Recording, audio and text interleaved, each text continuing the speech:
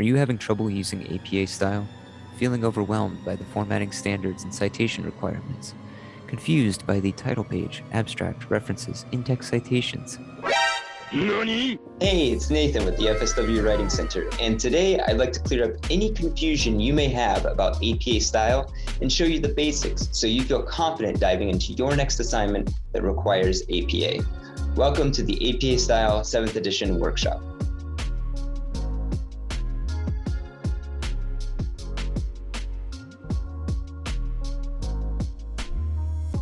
So I'd like to start off by explaining what APA style is. APA style was created by the American Psychological Association as a set of rules for citing sources and formatting papers in the behavioral and social sciences. It's often used in subjects like psychology and sociology, but courses as a part of the nursing program or the School of Business and Technology tend to use APA as well. In this workshop, we'll be splitting things up into two aspects of APA style: the format style, which deals with everything involved with the visual presentation on your essay, and the citation style, which focuses in on the in-text citations and the references list. So diving into the format style, let's look at the format basics. In APA, you have plenty of font options. Essentially, any clear readable font can be used. However, we tend to suggest using 12-point Times New Roman font. It was a required font in previous editions of APA, so it's a good idea to go with 12-point Times New Roman. When it comes to your spacing and margins, everything in your document should be double-spaced. At the beginning of every paragraph, you'll want to include a half-inch indent, which you can do easily by pressing Tab. Finally, you want 1-inch margins on all sides of your document, which is typically the default setting when you open up any word processor like Microsoft Word or Google Docs. Next, let's take a look at the different page sections in an APA-style essay to get a sense of how everything is visually placed. One interesting thing about APA as opposed to MLA is you'll always start off with a title page. Here's what that looks like. As you can see, centered and in bold, you'd want to include your title about 3 or 4 lines from the top. Below your title, you want to include a space before writing your name, your affiliation, that's the department and school, the course, your professor's name, and the date the assignment is due.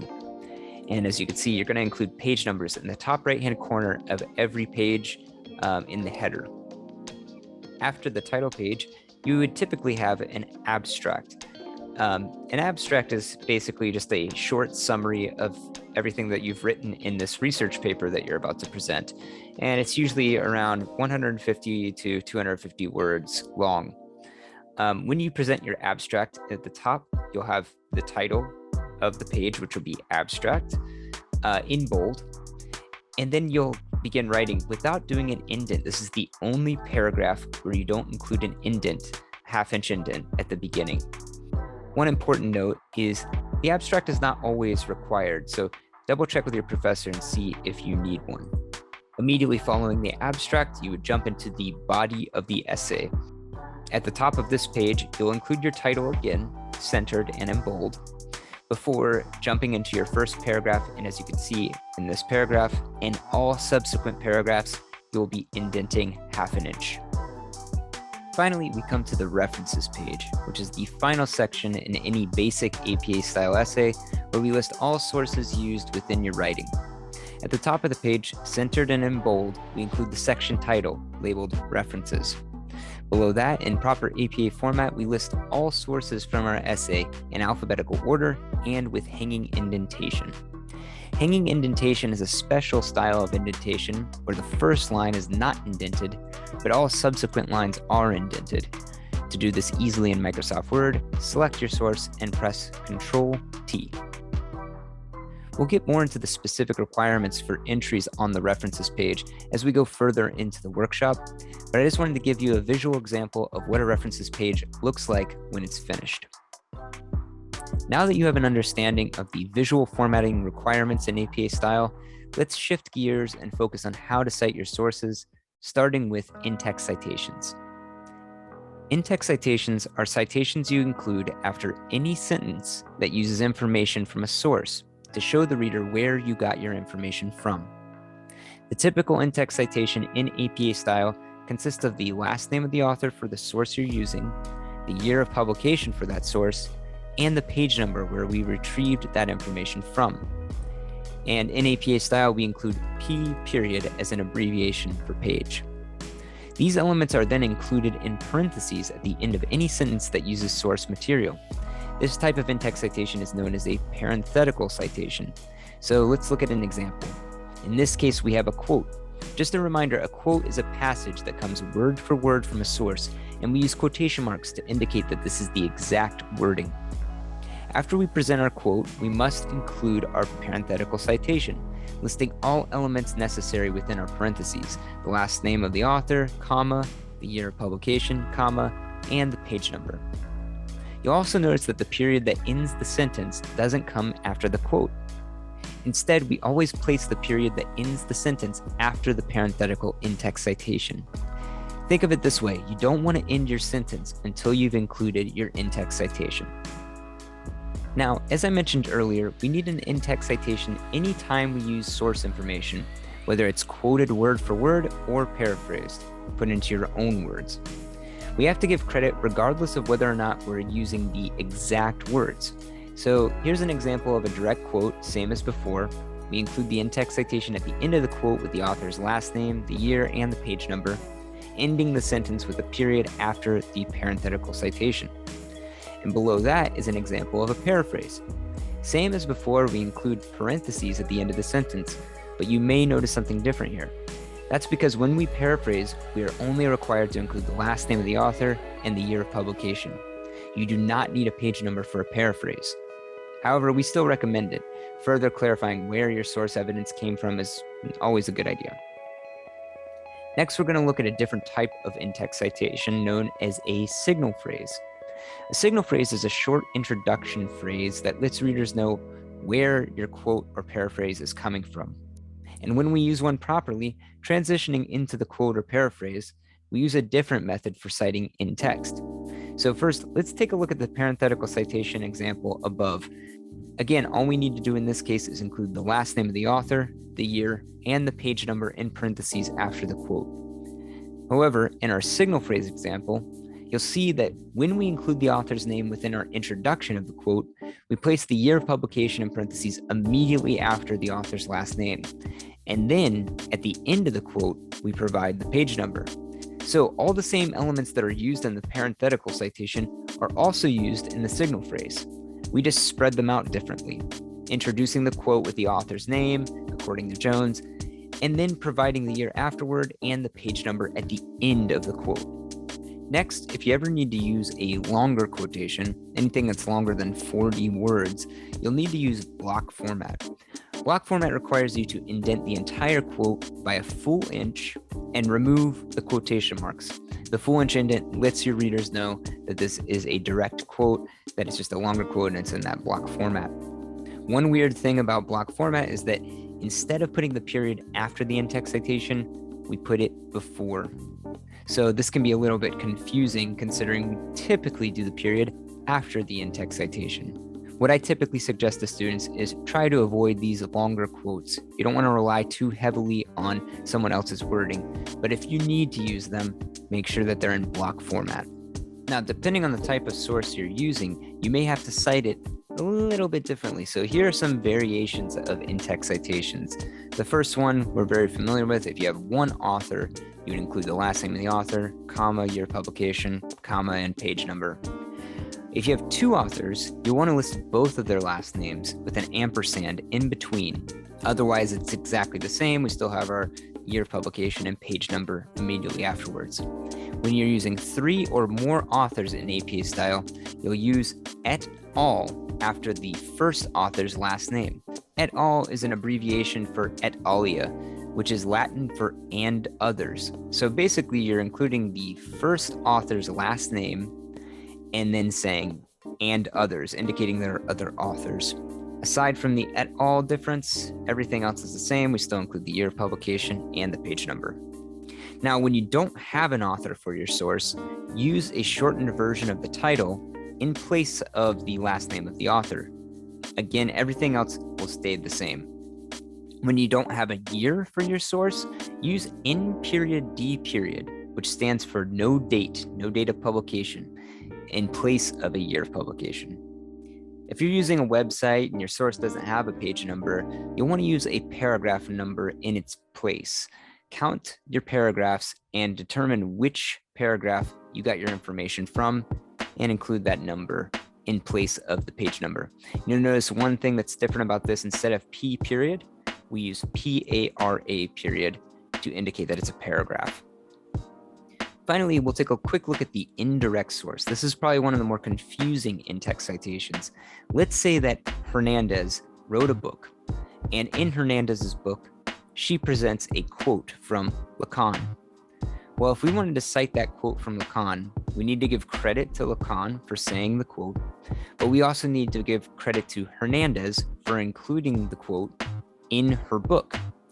So the way we do that is we start with a signal phrase, according to Lacan, giving credit to the original writer of the quote.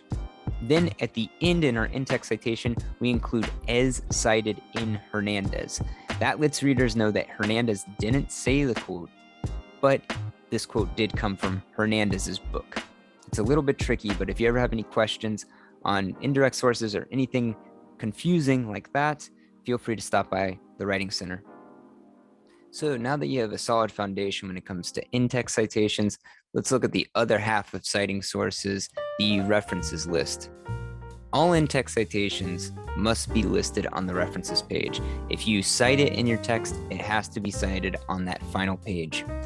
And as I mentioned earlier, all entries are listed alphabetically and with hanging indentation. So quickly, we're going to look at some of the most commonly used sources, starting with books. So as you can see here, when you're citing a book, you start with the author's last name, you have a comma, and then include their first initial, ending it with a period.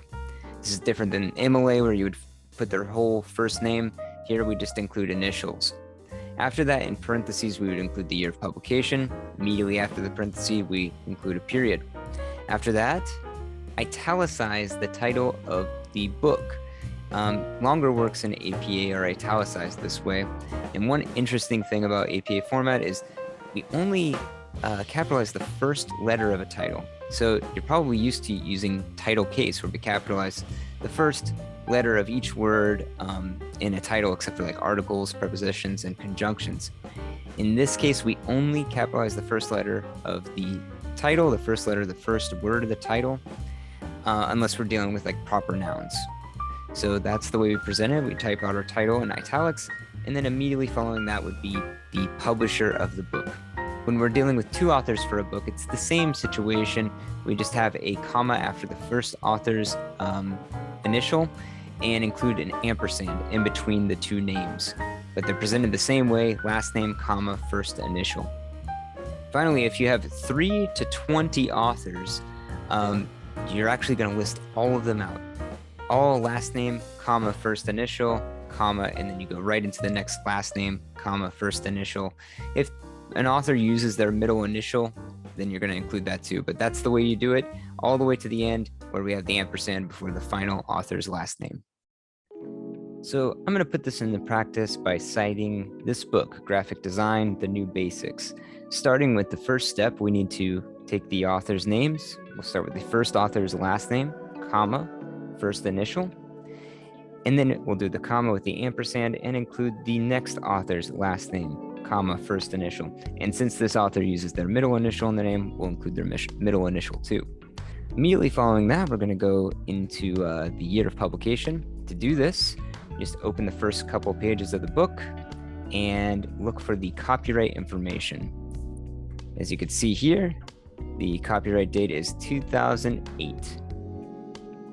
Then right after that, we're going to include the title of the book. That's going to be italicized.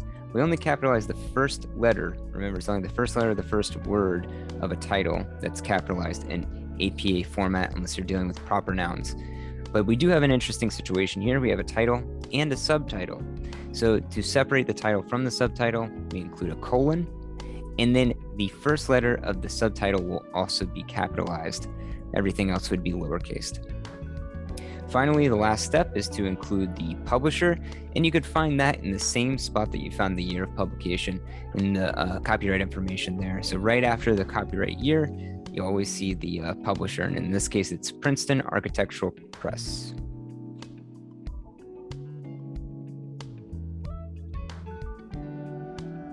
The next type of source I'd like to discuss is a journal article from an online database. This will be a common source throughout college. Lots of professors require you to use journal articles because they're credible and peer-reviewed.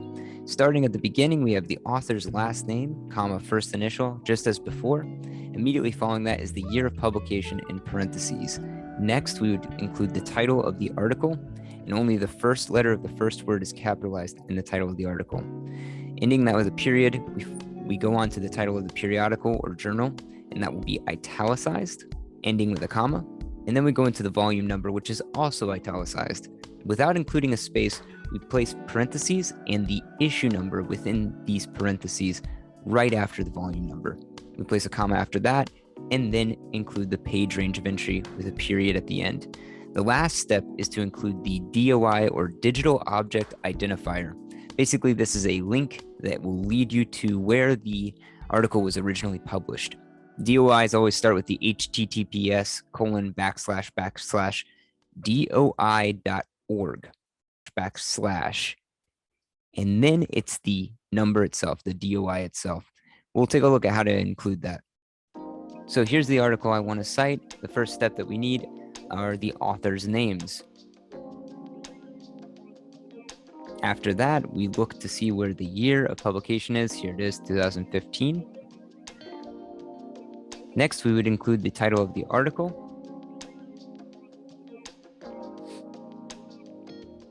And immediately after that is going to be the title of the journal in italics. We place a comma here and then include the volume number, which is also italicized. Within parentheses, immediately after the volume number, we'll include the issue number 3. And after that comma, we'll include the page range of entry with a period at the end. Now you can see here, this is the DOI, the Digital Object Identifier number. To include this, we will start by writing out https://doi.org / and right after that, we can just copy and paste this DOI. And what's interesting is you can copy that link now, paste it in to your web browser, and see where this was originally published. And there it is. Lastly, let's build a reference entry for an article from a website. When you cite a specific page from a website, you're going to follow this same format, starting off with the author's last name, comma, first initial, period. Immediately after that, you're going to use the date of publication. So you'll include the year, comma, and then the month. You'll write the month out and the date. Close off that parenthesis and include a period at the end. Immediately following that, you'll italicize the title of the specific page you're on and write it out. Remember, again, only the first letter of the first word is capitalized. End that with a period and follow it with the site name, the specific name of the website. End that with a period. And lastly, you're going to include the URL. So here's the article from a website that I want to build. Let's start off by finding and identifying the author and including that. Next, we want to find the date that this was published and include that in the correct format. So year, comma, month, and day. In that parenthesis and include a period. Next, we're going to italicize the title of the specific article here. End that with a period. And then we want to identify the title of the site, the entire website. And usually you can find that in the upper left-hand corner. Oftentimes you'll find a logo that gives the title of the website. We end that with a period, and the last step is to copy the URL and paste it at the very end. And that's everything. Just make sure to have the hanging indent every time. Well, that wraps everything up for our APA style workshop. If you still have questions about APA or any other part of the writing process, please feel free to stop by the FSW Writing Center. For more information on our hours, locations, and services, please visit www.fsw.edu/academic support. Thank you and have a great day.